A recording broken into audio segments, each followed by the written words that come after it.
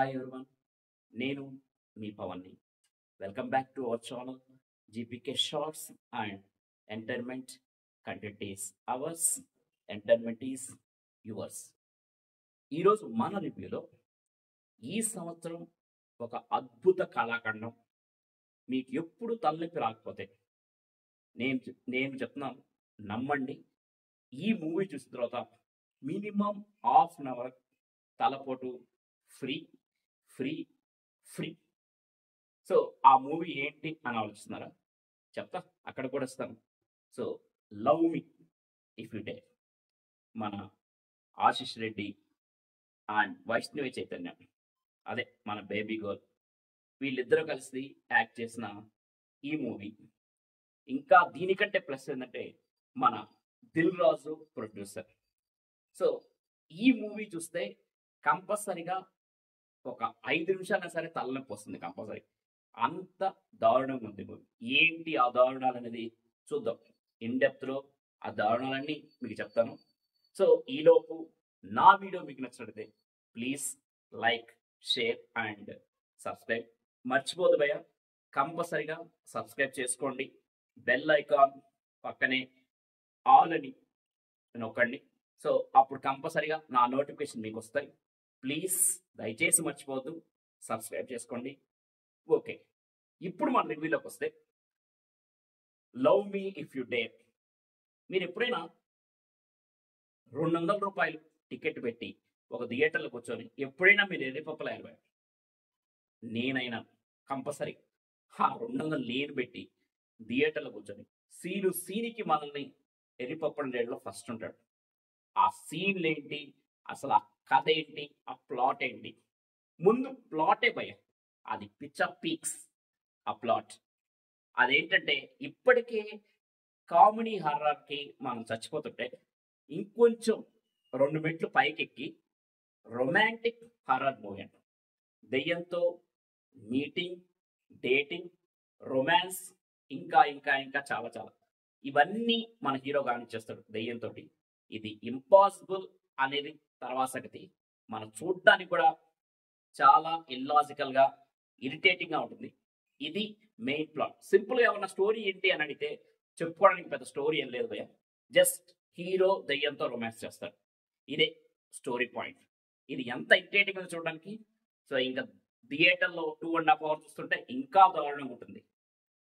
దీనికి మెయిన్ నాకు ఎందుకు డిసప్పాయింట్ ఉంటే, ఈ మూవీ రిలీజ్ కావడానికి ముందు ఒక 1 week ప్రమోషన్స్ అవన్నీ చూసి ఓకే, మన దిల్ రాజు ప్రొడ్యూసర్ అండ్ వైష్ణవి చైతన్య, మన బేబీ లాంటి స్క్రిప్ట్ ఓకే చేసిన వైష్ణవి చైతన్యకి కొంచెం సెలక్షన్ ఉంటుంది. సో మంచి స్క్రిప్టే తీసుకుంటుంది. తన రోల్ కూడా చాలా మంచిగా ఉండబోతుందేమో. అండ్ ఆశిష్ రెడ్డి కొంచెం సెటిల్గా చేస్తాడు. ఆల్రెడీ మనం రౌడీ బాయ్స్లో చూసాం కదా. So is a settled actor. So కాబట్టి ఈ మూవీలో కూడా సెటిల్డ్గా చేస్తాడు అనే ఒక నమ్మకత ఉండే భయం.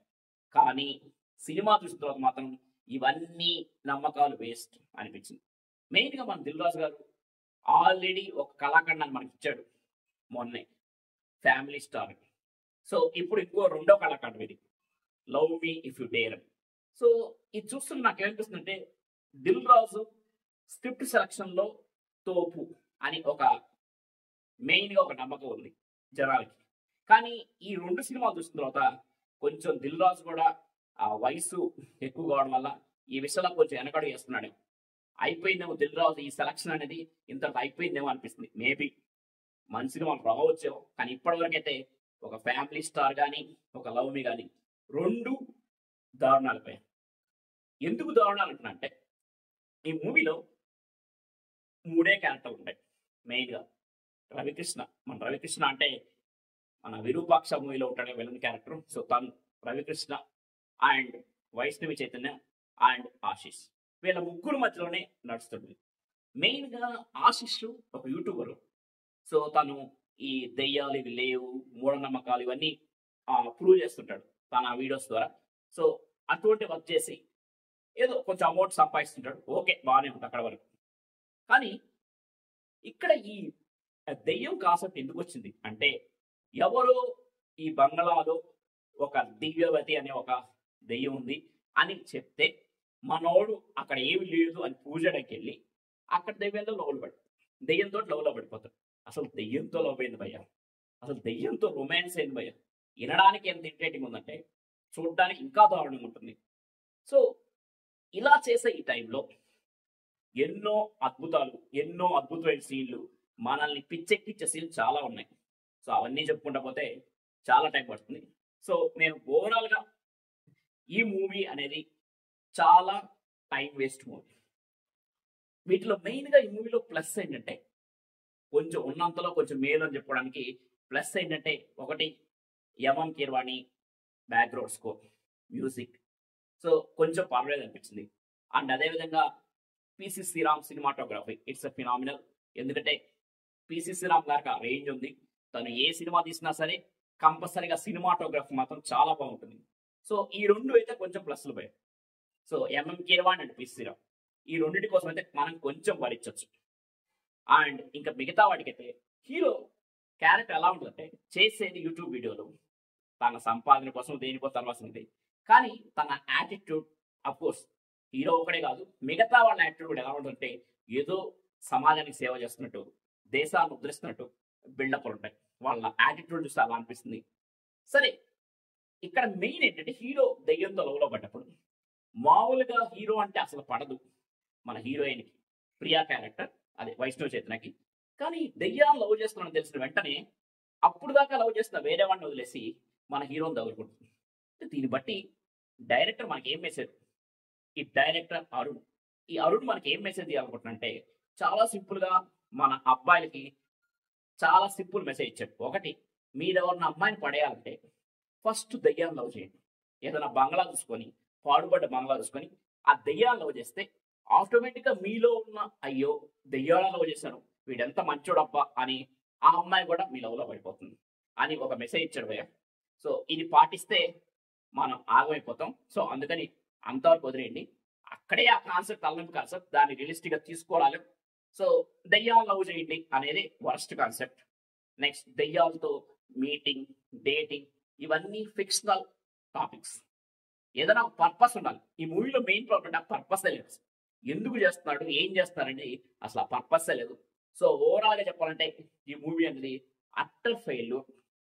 అండ్ ఎవరిని మన ఏ టైంలో కూడా ఏ మూమెంట్లో కూడా ఒక 10 minutes కూడా మనల్ని ఎంగేజ్ చేయదు, ఎంటర్టైన్ చేయదు, ఇంకా ఇరిటేట్ చేస్తుంది.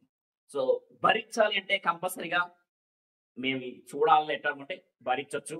అండ్ అయితే చిన్న ప్రికాషన్, మంచి ఏసీ ఉండే థియేటర్కి వెళ్ళండి. ఎందుకంటే నిద్ర వస్తే నిద్రపోవచ్చు. సో కొంచెం సుఖంగా ఉంటుంది. లేదు అలా కాకుండా వేరే నార్మల్ థియేటర్కి వెళ్ళమంటాం, అది మామూలుగా ఉండదు భయ నరకం. సో దయచేసి ఈ మూవీని వీలైనంత వరకు స్కిప్ చేయడమే బెస్ట్. వచ్చేస్తుంది తొందరలోనే, ఓటీటీకి వచ్చేస్తుంది. అంత తొందరపడాల్సిన అవసరం లేదు. ఒక 1 week మ్యాక్సిమం 1 week 2 weeksలో we will see in OTT. So ఓటీటీలో చూడడానికి రెడీగా ఉండండి. అఫ్కోర్స్ అక్కడ కూడా కొంచెం ఇరిటేట్ అవుతారు, కానీ మన ఇల్లే కాబట్టి కొంచెం కంఫర్ట్ ఫీల్ కావచ్చు.